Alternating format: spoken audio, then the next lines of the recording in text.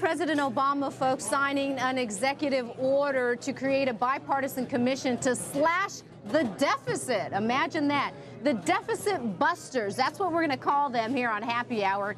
18 people total. So over the next year, the chosen few will come up with ways to slash the $1.6 trillion federal budget deficit and the $14.3 trillion national debt. Sounds great on paper, right? But will this commission really get anything done? Can they get the Dems and the GOPers to agree on cutting the deficit? And another big question, is now the right time to do it with the economy on the rocks? Just weeks ago, the Senate rejected this very idea, lawmakers from both parties failing to make the hard decisions, failing to step up to the plate and cut the deficit. So let's bring in Mark Levine. He's a Democratic strategist, the host of The Inside Scoop, and a constitutional attorney. So, Mark, how about it? You had the Senate just a few weeks ago, both parties refusing to create a bipartisan commission to cut the deficit. You know, whatever this presidential commission comes up with, if the Congress doesn't go along, it's all for naught. Well, I want to be clear. The Senate, a majority of the Senate voted for this commission. Now, it wasn't able to pass the Republican filibuster. Like so many things, the Republicans are requiring a supermajority on this. But 52 senators, a majority of Democrats, a minority of Republicans, voted for this commission. So it's not quite that the Senate doesn't like it. Mark, hi, it's Deirdre. I wanted to know, you know, a lot of government has given millions of dollars to a lot of these private companies with the stimulus money even, and yet I'm working with a lot of non-for-profits and healthcare facilities, one specifically in East Harlem, the Borinquen Center, and they've received zero stimulus money. Why is that? When all these huge companies have received all this other money, it just doesn't seem right. When the people that really need it, you know, when you have a healthcare facility that's servicing all of East Harlem and not receiving any of this money, things just don't make sense.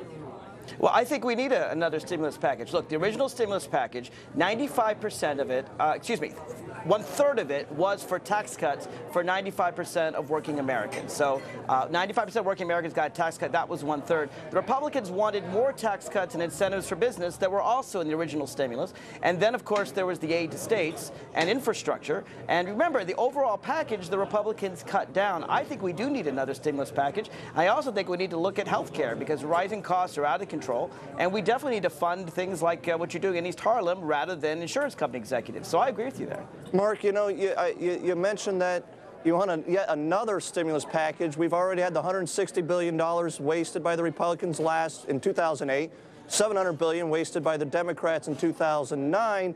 Another one, my question is, I question your premise. I read your notes, and I know that you believe that the government needs to get more active and take more of my money and my grandchildren's money and start pumping it into the economy when things are quote-unquote bad. I question that premise. I think you make my economy worse by doing that. Well, you know, then you would believe in Herbert Hoover, I guess, Cody, right? In 1929, no, he took a minor recession and balanced the budget. Herbert Hoover talked many times about stimulating the economy. Herbert Hoover in 1929 took a recession, balanced the budget, and gave us the greatest depression in American history. Now, in bad times, you need budget deficits. I mean, that's basic economics. That's the Keynesian propaganda that you guys not just always Keynesian. come back with. Hoover was every bit as stimulative as the next president and the next president. That's not true. We're talking about cutting the deficit, not adding to it. This is the focus I think we should cut the deficit here, Mark. Okay, so how, if you think we should cut the deficit, how are we going to do it? Republicans don't want tax increases to bring in money. The states aren't generating tax revenue because people and businesses aren't making money. And you want to have another stimulus to spend more money. This is out of control. Nothing's going to happen. The deficit is not going to be cut.